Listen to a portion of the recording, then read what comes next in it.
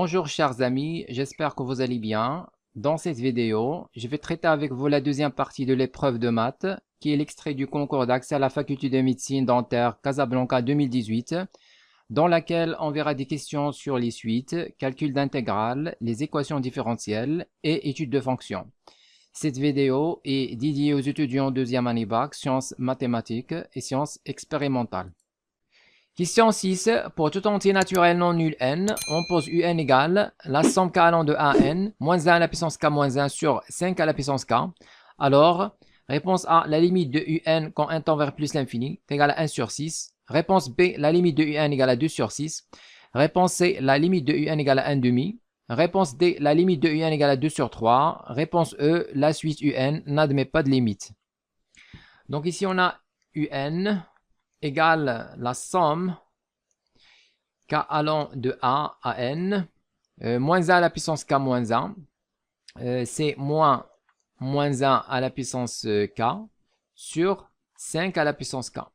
Donc ici on a remplacé moins 1 à la puissance k moins 1 par moins 1 à la puissance k. Donc ici on a moins 1 à la puissance k moins 1 fois moins 1 égale quoi? Égale moins 1 à la puissance, donc ici j'ai à la puissance 1, plus k moins 1 c'est à la puissance k. Donc je vais avoir ici à la puissance k. Maintenant on va multiplier les deux côtés par moins 1. Je vais avoir moins 1 à la puissance k moins 1 égale à moins 1 à la puissance k. Voilà, c'est ce qu'on a fait. Ici on a moins 1 à la puissance k moins 1. Le voilà. On l'a remplacé par moins 1 à la puissance k, comme vous voyez ici. Donc ça c'est égal à 1. Alors moins 1 à l'extérieur de la somme. Donc je factorise avec. Donc, moins sigma k allant de a à n. Donc ici il reste moins 1 à la puissance k sur 5 à la puissance k. C'est-à-dire c'est moins 1 sur 5 le tout à la puissance k. Donc ici si on explicite cette somme, on va avoir moins, on factorise avec moins. Donc ici pour k égale à 1, je vais avoir moins 1 sur 5 à la puissance 1, c'est-à-dire moins 1 sur 5 tout simplement, plus pour k égale 2, je vais avoir moins 1 sur 5 à la puissance 2. Pour k égale 3, je vais avoir moins 1 sur 5 à la puissance 3, plus, etc. Jusqu'à pour k égale n. Je vais avoir moins 1 sur 5 à la puissance n. Alors, un est égal à... Donc, comme vous voyez ici, on a la somme des termes d'une suite géométrique. Donc, la somme des termes d'une suite géométrique, toujours de la forme sigma q à la puissance k. Alors, k allant par exemple de p à n. Donc ici, on a la somme des termes d'une suite géométrique. Donc la suite Vn égale à q à la puissance n est une suite géométrique de raison q. Donc la raison, c'est q. Donc ici, on a la somme des termes d'une suite géométrique. La formule du cours, c'est le premier terme. C'est-à-dire, donc normalement, ça c'est k allant de p à n. Q à la puissance k, c'est vk. Donc vk, normalement, ça c'est le premier terme qui, pour k égale p, je vais avoir vp. Donc 1 moins la raison q à la puissance nombre de termes qui est n moins p plus 1 sur 1 moins la raison. Donc c'est ça la formule qu'on a vue dans le cours. Lorsqu'on a la somme des termes d'une suite géométrique. Donc ici, on a la somme des termes d'une suite géométrique de raison moins 1 sur 5. Alors, donc ici, on a Vn est égal à moins 1 sur 5 à la puissance n. Et le premier terme, c'est moins 1 sur 5 à la puissance 1, pour k égale à 1. Donc le voilà le premier terme. Donc ici, on va appliquer la formule du cours. Donc on factorise tout d'abord par signe moins. Alors, moins 1, donc le premier terme, c'est moins 1 sur 5 à la puissance 1. Donc je vais mettre ici moins 1 sur 5 à la puissance 1. Et fois 1 moins la raison. C'est quoi la raison? C'est moins 1 sur 5. Donc moins 1 sur 5 à la puissance nombre de termes. Je vais avoir n moins 1 plus 1, c'est-à-dire n. Donc à la puissance n sur 1 moins la raison qui est moins 1 sur 5. Donc ça c'est égal à, ici je vais avoir moins fois moins 1 sur 5, c'est plus 1 sur 5, fois 1 moins la raison moins 1 sur 5 à la puissance n sur, ici j'ai 1 moins 1 sur 5, c'est-à-dire 1 plus 1 sur 5. Je réduis au même dénominateur, je vais avoir 1 fois 5 plus 1, 6 sur 5. Donc ici, normalement, je vais avoir 6 sur 5. Maintenant, je simplifie. Donc ici, j'ai 5 sur 5. Donc, je simplifie. Alors, il reste un égale à. Donc, je vais avoir ici 1 moins 1 sur 5 à la puissance n, le tout sur 6. C'est-à-dire un est égal à 1 sur 6, facteur 1 moins 1 sur, donc moins 1 sur 5 à la puissance n.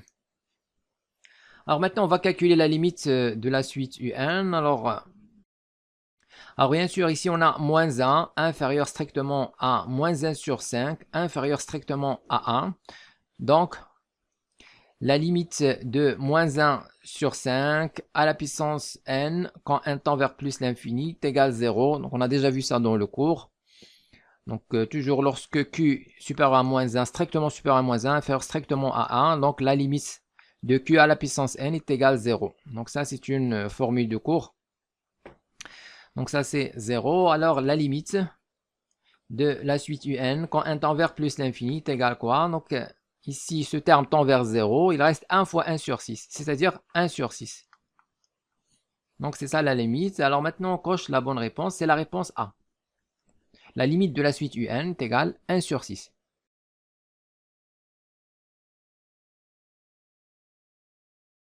Question 5. L'intégrale de moins ln de 2 à ln de 2, exponentielle t moins exponentielle moins t sur exponentielle t plus exponentielle moins t dt est égale à réponse A, ln de 5 sur 2, réponse B, 2 ln de 2, réponse C, 0, réponse D, 2, réponse E, autre résultat.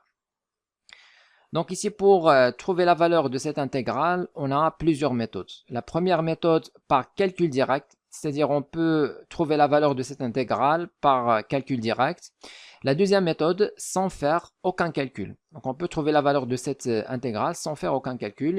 Il suffit de remarquer que cette intégrale est de la forme intégrale moins a f de t dt avec f qui est associé à t, donc qui est associé à t exponentielle t moins exponentielle moins t sur exponentielle t plus exponentielle moins t est une fonction impaire.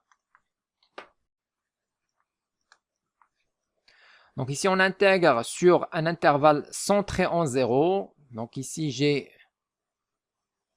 on a 0, moins a et plus a. Alors, pour nous, ici, A est égal à ln de 2. On intègre entre moins ln de 2 et ln de 2. En général, entre moins A et A. Donc ici, on a une fonction impaire, c'est-à-dire que sa courbe est symétrique par rapport à l'origine O. Donc, par exemple, si on a cette forme,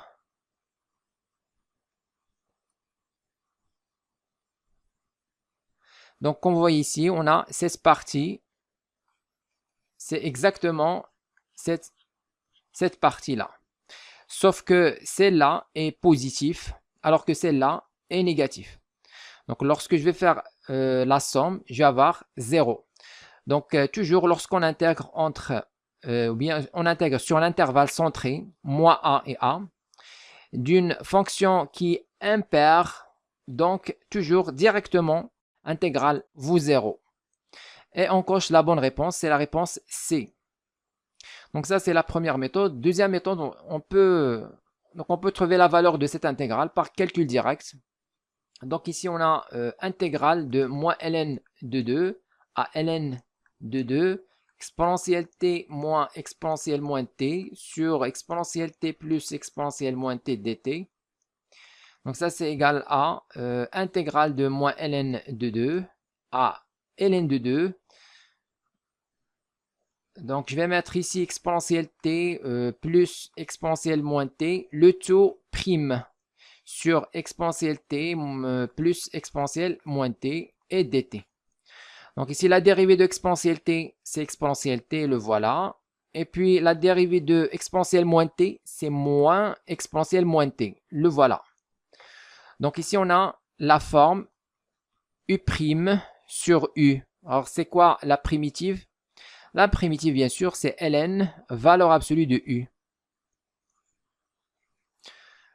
Voilà, donc ça, c'est entre crochets. Je vais mettre ln de exponentielle t plus exponentielle moins t de moins ln de 2 à ln de 2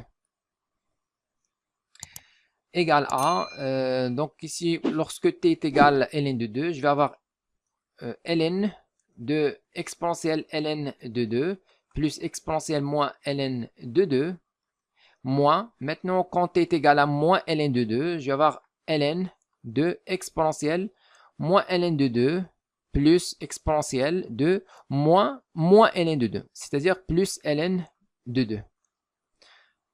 Alors, ça, c'est quoi? Donc, j'ai ici expression moins la même chose. Donc, exponentielle ln de 2, le voilà. Et puis, exponentielle moins ln de 2, le voilà. Donc, on fait la différence entre deux grandeurs identiques. Donc, c'est 0, bien sûr. Mais toujours, lorsqu'on fait l'intégrale sur un intervalle centré en 0 d'une fonction impaire, donc la valeur de l'intégrale, toujours 0, sans faire aucun calcul.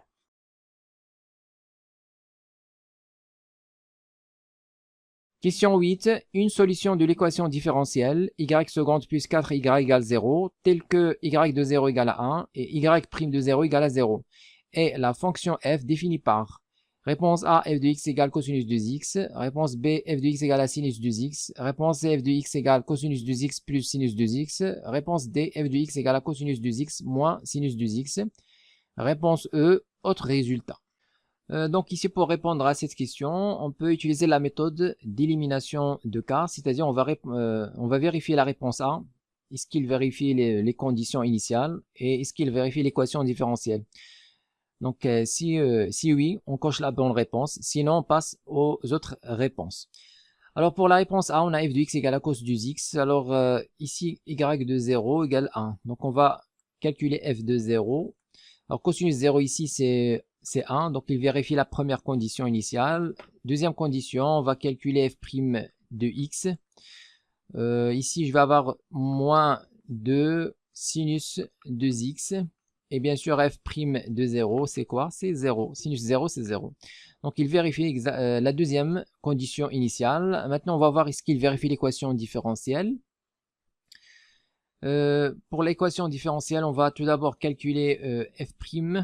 Donc on a déjà calculé f', donc on va calculer f seconde de x. Alors la dérivée de sinus, c'est cosinus. Donc je vais avoir ici moins 2 fois 2. Donc fois 2 cosinus 2x, c'est-à-dire c'est moins 4 cosinus 2x. Donc ça c'est égal à f seconde de x égale moins 4. Alors cosinus 2x, c'est quoi? C'est tout simplement f de x. Donc c'est f de x, c'est-à-dire que f seconde de x plus 4f de x est égal 0. Donc moins 4f de x, l'autre côté, je vais avoir f seconde de x plus 4f de x égale 0, c'est-à-dire que f vérifie l'équation différentielle. Donc la fonction de la réponse A vérifie les conditions initiales et l'équation différentielle, donc c'est une solution. Donc directement on coche la bonne réponse. On a trouvé la bonne réponse. Alors pour les réponses B, bien sûr, si on vérifie, on va trouver qu'il ne vérifie pas soit les conditions initiales ou bien l'équation différentielle. Par exemple, la réponse B ici, si je calcule l'image de 0, alors sinus de 0 c'est quoi? C'est 0. Alors que je dois trouver 1. Normalement, y de 0, c'est 1. Donc, c'est une mauvaise réponse. Alors, pour la réponse C, si je calcule l'image de 0, je vais avoir ici cos 0, 1. Et sinus 0, 0. Bien sûr, donc l'image de 0, c'est 1. Pas de problème. Maintenant, si on calcule la dérivée, donc f' de x, je vais avoir moins 2 sinus 2x plus 2 cosinus 2x. Alors, si on calcule f' de 0, qu'est-ce qu'on va avoir? Sinus 0 ici, c'est 0. Ici, je vais avoir 2 fois cos 0, c'est-à-dire 2 fois 1, c'est 2. Et non pas 0. Donc ici, il faut trouver y' de 0 égale 0. Donc, c'est une mauvaise réponse. Pour la réponse C, c'est une mauvaise réponse. La réponse B aussi. Alors, pour la réponse D, même chose. Il ne vérifie pas cette condition, y' de 0 égale 0. Donc, il suffit de faire les calculs, vous allez trouver qu'il ne vérifie pas cette condition, donc c'est une mauvaise réponse. On a déjà trouvé la bonne réponse, c'est la réponse A, f de x égale cosinus de x. Donc ça, c'est la première méthode par élimination de cas. Sinon, on peut faire le calcul direct. C'est-à-dire, donc deuxième méthode, c'est la méthode directe qu'on a vu dans le cours, c'est-à-dire on va considérer l'équation caractéristique de l'équation différentielle, c'est r carré plus 4 égale 0. Les solutions de cette équation caractéristique, c'est quoi? Donc soit on utilise delta ou bien directement, ici delta c'est quoi? Donc delta c'est, alors le coefficient de r c'est 0, donc c'est 0 au carré moins 4 fois 1 fois 4, c'est-à-dire moins 16. Donc moins 16 bien sûr strictement négative. Alors les solutions R1, donc cette équation admet deux solutions complexes conjuguées. Donc la première solution c'est sur 2 fois le coefficient de R carré qui est 1. Donc je vais avoir ici moins B. Alors le coefficient de R est nul, donc 0, plus I fois racine moins delta. Moins delta c'est quoi? C'est 16. C'est-à-dire, je vais avoir ici racine 16, c'est 4. Donc 4i sur 2, c'est-à-dire 2i. Et bien sûr, l'autre solution, c'est le conjugué. Le conjugué de la première solution, c'est-à-dire directement moins 2i. Sinon, on peut directement trouver les solutions ici. R carré égale moins 4, 4 l'autre côté, c'est-à-dire 4i au carré. Moins 1, c'est i au carré. Donc ça c'est quoi? C'est 2i, le tout au carré. C'est-à-dire r égale plus ou moins 2i. Donc c'est ça, ce sont les mêmes solutions qu'on a déjà trouvées. Alors maintenant, l'ensemble des solutions de l'équation différentielle y seconde plus 4y égale 0. Alors l'ensemble des solutions de cette équation, c'est la fonction f de x. Donc, quel que soit x dans R, f de x égale exponentielle. Donc ici, voilà un résumé sur la résolution d'une équation différentielle de second ordre. Donc l'équation caractéristique est AR carré plus BR plus C égale 0. Lorsque delta est négatif, voilà, on a deux racines complexes de l'équation caractéristique. C'est R1 égale à alpha plus I bêta et alpha moins I bêta. Donc ici, on a 0 plus 2i, 0 moins 2i. C'est-à-dire la partie réelle est nulle. Alors les solutions sont de la forme, comme vous voyez ici, exponentielle. La partie réelle c'est 0 fois x, donc 0x. Une constante alpha, cosinus, la partie imaginaire qui est 2x, plus une constante bêta, sinus 2x. Donc voilà la forme de la solution de l'équation différentielle. Donc f de x égale exponentielle 0 c'est 1, il reste alpha cosinus 2x plus bêta sinus 2x. On va calculer l'image de 0, c'est-à-dire on va utiliser les conditions initiales pour trouver les valeurs des constantes alpha et bêta. Alors f de 0 est égal à 1. Donc on a ici y de 0 égale à 1 et y prime de 0 égale 0. Donc f de 0 égale à 1 équivalent à, je vais avoir ici alpha cosinus 0 c'est 1 plus bêta sinus 0 c'est 0. Donc alpha égale à 1. Donc on a directement trouvé la valeur de alpha. Maintenant f' de x, la dérivée ici, je vais avoir moins 2 alpha. Alors alpha c'est 1. Donc moins 2 sinus 2x plus 2 bêta cosinus 2x.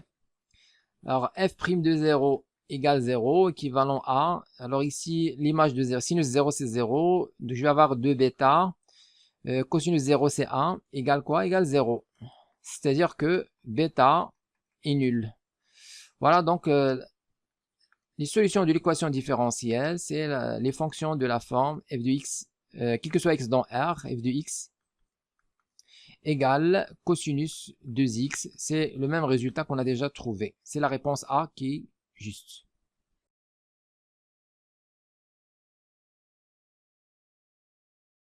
Question 9, on pose i égale intégrale de a à e, ln de t sur t carré dt. Alors, réponse A, i égale à 1 sur e au carré. Réponse B, i égale 1 moins 2 sur e.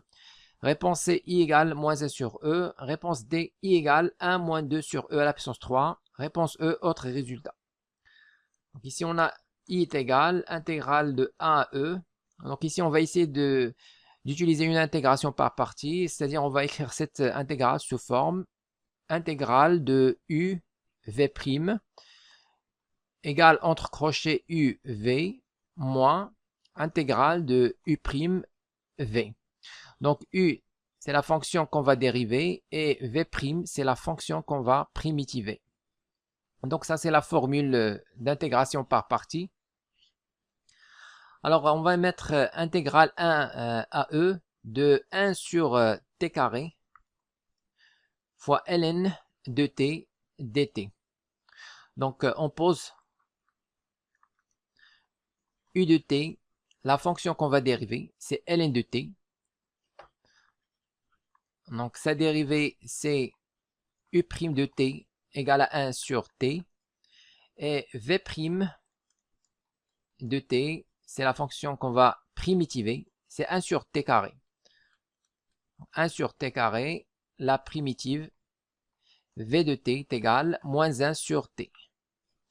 Alors maintenant, intégrale i est égale, entre crochets, je vais mettre u fois v,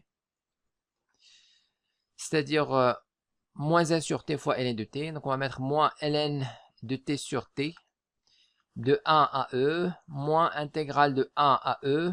Maintenant, on va mettre v fois u, v de t fois u' de t, c'est-à-dire moins 1 sur t fois 1 sur t. Donc, je vais avoir ici moins 1 sur t au carré dt. Alors, i égale, donc ici, quand t est égal à e, je vais avoir ici moins ln de e, c'est 1 sur e. On va factoriser par sin moins ici. Donc, quand t est égal à e, je vais avoir ln de e, c'est 1 sur e, moins, quand t est égal à 1, je vais avoir ln de 1, c'est 0. ln de 1 sur 1. Donc, ln de 1, c'est 0, moins la primitive de moins 1 sur t carré, c'est tout simplement 1 sur t. De 1 à e. Donc, 1 sur t prime est égal à moins 1 sur t carré. On a déjà vu ça. Donc, i égale, ici, on aura moins 1 sur e, moins, ici, quand t est égal à e, je vais avoir 1 sur e, et quand t est égal à 1, je vais avoir moins 1 sur 1, c'est-à-dire moins 1. Donc, tout ça, c'est quoi? Alors, moins 1, c'est plus 1, et moins 1 sur e, c'est moins 2 sur e. Donc, voilà la bonne réponse. Donc, c'est la réponse B. On coche la réponse B. I égale 1 moins 2 sur E.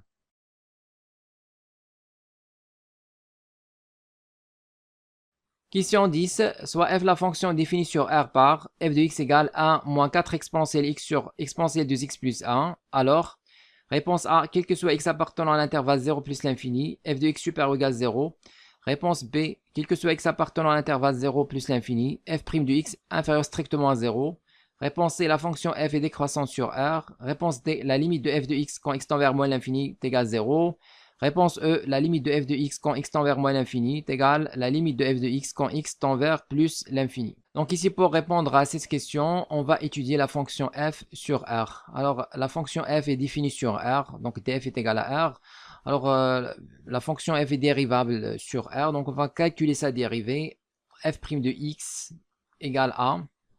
La dérivée de 1, c'est 0, moins la dérivée. Donc ici, on a la forme u sur v. Alors, la dérivée, c'est u'v moins uv' sur v au carré. Donc, ici, on va mettre 4 exponentielle x prime fois exponentielle 2x plus 1 moins 4 exponentielle x facteur exponentielle 2x plus 1 prime. Le tout sur exponentielle 2x plus 1 au carré. égale à moins le tout sur exponentielle 2x plus 1 au carré. La dérivée de 4 exponentielle x, c'est 4 exponentielle x. Et puis, facteur exponentiel 2x plus 1 moins 4 e de x. Alors, la dérivée de 1 ici, c'est 0. Il reste la dérivée de exponentielle 2x, qui est 2 exponentielle 2x. Donc, dérivée de exponentielle 2x, c'est 2 exponentielle 2x. Dérivée de exponentielle u, c'est u' exponentielle u. Donc, f' de x est égal à... Donc, ici, on va factoriser par moins 4 exponentielle x. Donc, moins 4 exponentielle x fois moins 1, c'est 4 exponentielle x. Donc, 4 exponentielle x facteur.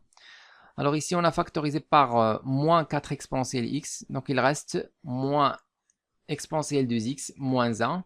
Ici, on a factorisé par moins 4 exponentielle. Il reste quoi? Il reste 2 exponentielle 2x. Donc, plus 2 exponentielle 2x. Le tout sur exponentielle 2x plus 1 au carré. Donc, ça, c'est égal à 4 e de x facteur. Ici, on a 2 exponentielle 2x moins exponentielle 2x. C'est exponentielle 2x et moins 1. Le tout sur exponentielle 2x plus 1 au carré. On peut factoriser encore. On va mettre f' de x égale à 4 e de x facteur. Donc ici, on a identité remarquable. Donc ça, c'est exponentielle x au carré moins 1. Donc je vais avoir exponentielle x moins 1, facteur exponentielle x plus 1. Donc on va mettre e de x plus 1, facteur e de x moins 1. Le tout sur exponentielle 2x plus 1 au carré.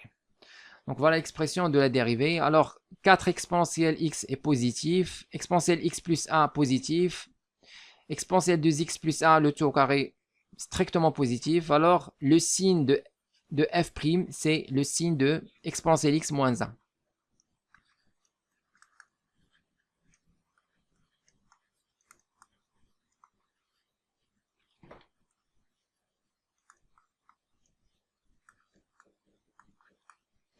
Voilà, donc le signe de f' est celui de exponentielle x moins 1. Alors, c'est quoi donc exponentielle x déjà? Alors, c'est quoi 1? 1, c'est exponentielle 0. Donc, pour trouver le signe de exponentielle x moins 1, il faut comparer exponentielle x avec 1. Pour cela, il suffit de comparer x avec 0, car la fonction exponentielle est strictement croissante sur R. Donc, il suffit de comparer x avec 0 pour trouver le signe de exponentielle x moins 1. Alors maintenant, on dresse le tableau de variation de la fonction f. Alors, quand x est inférieur à 0, donc quand x est inférieur à 0, je vais avoir ici f' négatif. Donc, à gauche de 0, la fonction f' est négative. À droite de 0, la fonction f' est positive. Et donc, la fonction f est strictement décroissante sur moins l'infini 0, strictement croissante sur 0 plus l'infini. Alors maintenant, on va calculer l'image de 0. Donc f de 0. Donc on voit ici f de 0, c'est, je vais avoir 1 moins 4 exponentielle 0, c'est 1 sur exponentielle 0, c'est 1. Donc je vais avoir 1 plus 1. 4 sur 2, c'est 2. Je vais avoir 1 moins 2, c'est moins 1. Donc, f de 0 est égal à moins 1. Maintenant, la limite au moins l'infini. Donc, la limite de f de x quand x tend vers moins l'infini est égale à la limite quand x tend vers moins l'infini de 1 moins 4 e de x sur exponentielle de x plus 1.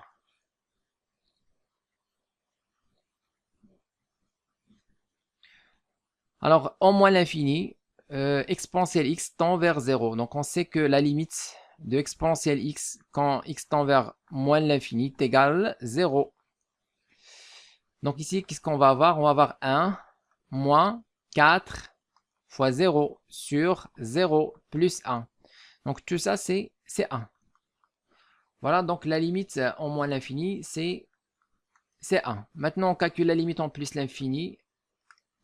Quand x tend vers plus l'infini de f de x, c'est égal à la limite quand x tend vers plus l'infini de 1 moins 4 exponentielle x sur exponentielle de x plus 1. Alors, qu'est-ce qu'on va faire ici? On va factoriser par exponentielle x, numérateur et dénominateur. Donc, voilà. Alors, exponentielle x, c'est le terme prépondérant au voisinage de plus l'infini. Donc, on va factoriser avec. Donc, je vais avoir ici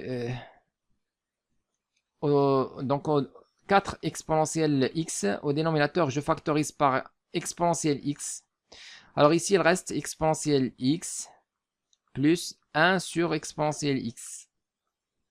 Donc ça, c'est égal à la limite en plus l'infini. 1 moins, je simplifie par exponentielle x. Donc il reste 4 sur exponentielle x plus 1 sur exponentielle x. Alors c'est quoi la limite ici? Quand x tend vers plus l'infini, je vais avoir 1 moins 4 sur... Donc ici, exponentielle x tend vers quoi? Tend vers plus l'infini. Donc ici, je vais avoir plus l'infini plus 0. 1 sur exponentielle x tend vers 0. Donc 4 sur plus l'infini, c'est 0. Voilà, donc tout ça, normalement, c'est 0. 1 moins 0. Alors finalement, la limite, c'est 0, c'est 1, tout simplement. La limite, c'est 1. Donc en plus l'infini, la limite, c'est 1. Alors maintenant, on va cocher la bonne réponse. Alors la réponse A, quel que soit x appartenant à l'intervalle 0 plus l'infini, f de x est positif, supérieur ou égal 0. Donc on voit ici, sur l'intervalle 0 plus l'infini, alors déjà 0 est inclus. Alors c'est quoi l'image de 0? C'est moins 1 et qui est strictement négatif. Donc la réponse A est fausse. Donc la réponse A est fausse.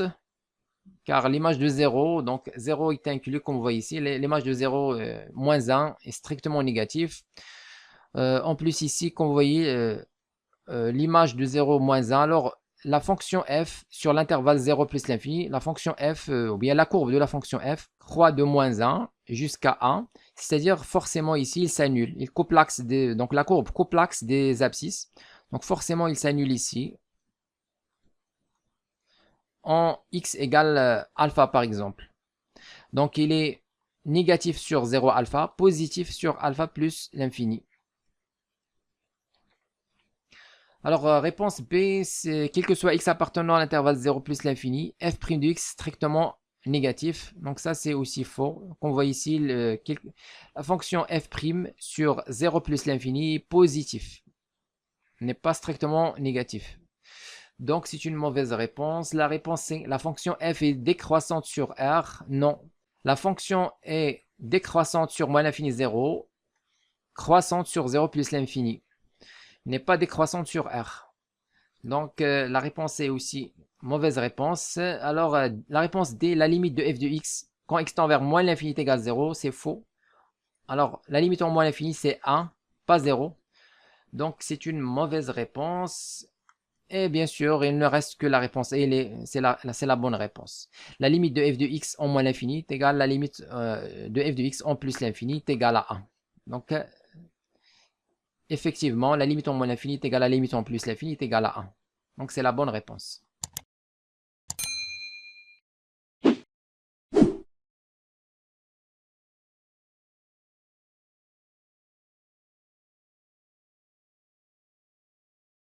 Écrivez-moi vos remarques dans les commentaires et n'oubliez pas de cliquer sur j'aime si vous appréciez notre contenu et de s'abonner à notre chaîne YouTube. C'est absolument gratuit pour recevoir de nouvelles vidéos.